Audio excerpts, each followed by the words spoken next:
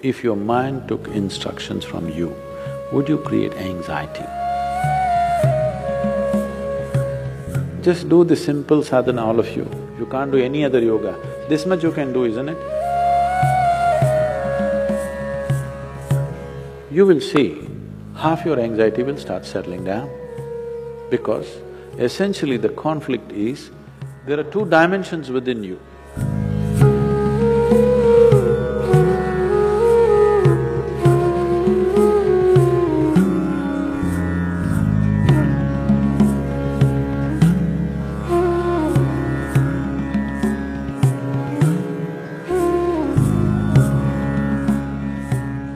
If your mind took instructions from you, would you create anxiety?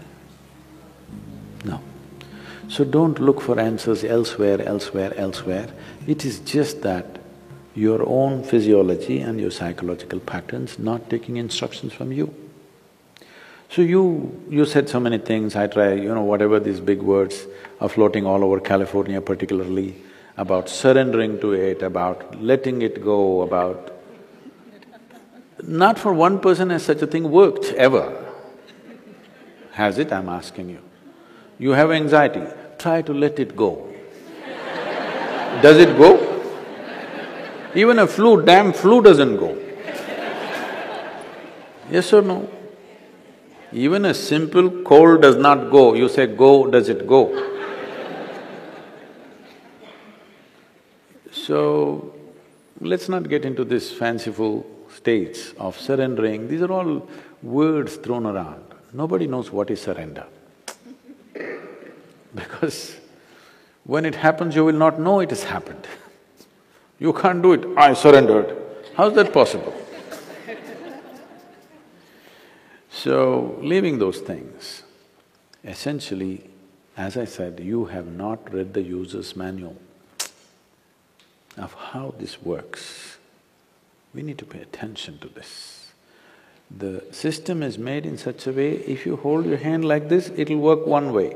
If you do like this, it'll work another way. If you do like that, it'll work another way. It's a phenomenal process. If it was a simple thing, we could have just beaten it into shape with hammer and anvil, okay? It's too sophisticated. It's a phenomenally complex machine. One needs to pay a certain level of attention to be able to use it for what it is designed for. Otherwise, it'll get itself messed up. Now, there may be many factors, there may be genetic factors, there may be sociological factors, there may be growing up issues, various things. But do not ascribe your problems to any of those things. The important thing is just this, you are not able to have your mind the way you want it. That's the only problem you have, isn't it? The moment you ascribe it, I'm like this because my father was like that, I'm like this because my grandfather's genetics were not okay, you're finished. Because we can't change those guys now. Yes? You can't choose a different father or a different grandfather now, it's over.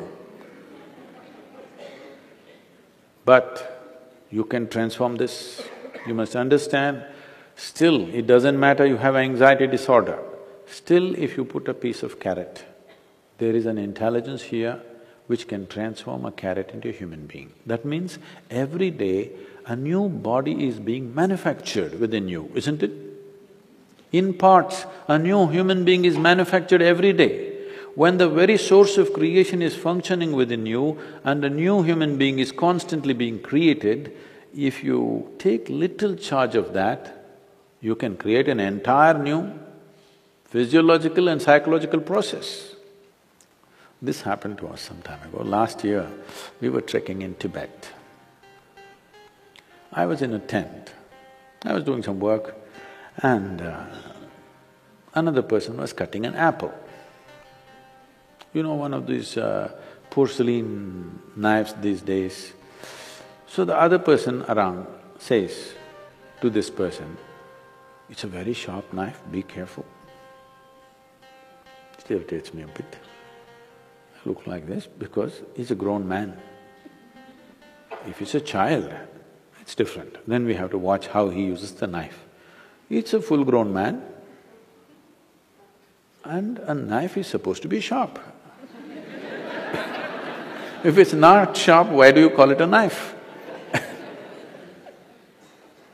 So I ignored it and continued to work. In another 2 minutes, she says again, "It's a very sharp knife, be careful."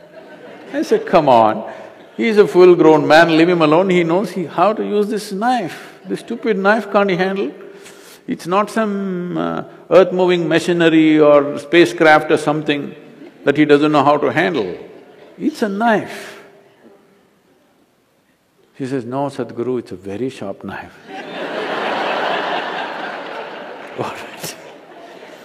And I continue what I'm doing. In another 2 minutes, she whispers to him, "Please be careful, very sharp." And in another 2 minutes, he cuts his finger. Then I give up, okay. This is all that's happening. This is all that's happening with life. You have an intellect for which you don't have a stable enough platform. Or in other words, you have a sharp knife, a very sharp knife a very sharp knife in your hand, but your hand is not steady. Please see, it's your own mind which is causing all this pain, isn't it? Yes or no? So you have a very sharp knife, the sharper it is, the more you cut yourself. So we don't have to blunt the knife, we just have to have a steady hand, isn't it? Nothing has been done about that. People are trying to blunt the knife with all these sedatives and nonsense. What you take is to blunt the knife. Blunting the knife is not the answer, because if you lower the possibilities of who you are, everything will be okay. If you remove half of your brain, you will be quite peaceful. Because it takes some brain to cause anxiety. If we really remove half of your brain, you will be quite peaceful and you may even be happy, actually. Nothing bothers you. You'll be okay. All right? But that's not what we're looking for. What a human being is looking for is to become limitless in some way. And if this has to happen, you have to create a steady platform. Knife need not be taken away, knife need not be blunted. Only thing is, hand needs to be steadied, isn't it? No process to do that.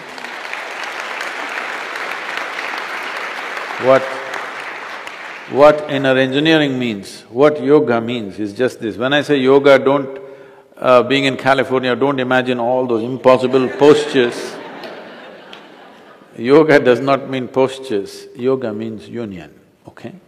The word yoga literally means union. This is the first form of union. Your right and left. This is called as Pingala and Ida in yoga, the masculine and the feminine within you. Just put it together, just do the simple sadhana, all of you. If you can't do any other yoga, this much you can do, isn't it? What you do is something that concerns your life.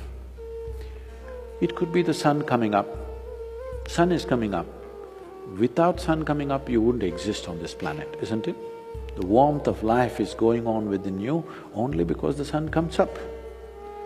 Without the tree exhaling oxygen and you exhaling in carbon dioxide for it and this exchange happening, you wouldn't be alive, isn't it? Like this, look at it, the food that you eat, the sun, the earth that you walk upon, air that you breathe, water that you drink, people who live around you, whatever, you choose anyone. Just do this, put your right and left together perfectly, not like this, perfectly, okay? Just look at something that really matters to you. Maybe the sun, maybe the sky, maybe the cloud, maybe a tree, maybe a person, maybe a child, an animal, it doesn't matter what. Just look at it, putting your hands together for 10–12 minutes at a stretch. You will see half your anxiety will start settling down. Because essentially the conflict is, there are two dimensions within you. I don't want to go into an elaborate description of this, because the yogic physiology goes elaborately into this. But to put it simply, even the modern medical science is telling you there's a right brain and a left brain, all right? Just put these two things together. look at with utmost love and appreciation towards something that matters to you. It could be your wife, it could be your husband, it could be your child, a tree, a dog, sky, sun, moon, whatever. Every one of them are vital for your life, isn't it so? Yes? Whatever you can relate to. Putting these two things together, just look at them with utmost pleasantness that you can generate, recognizing how important they are for you. Many things will change. This is the first form of yoga. If I do this, it'll become difficult. And there are many ways to do namaskar, like this, like that, like that. This is the most simple thing. Start here, okay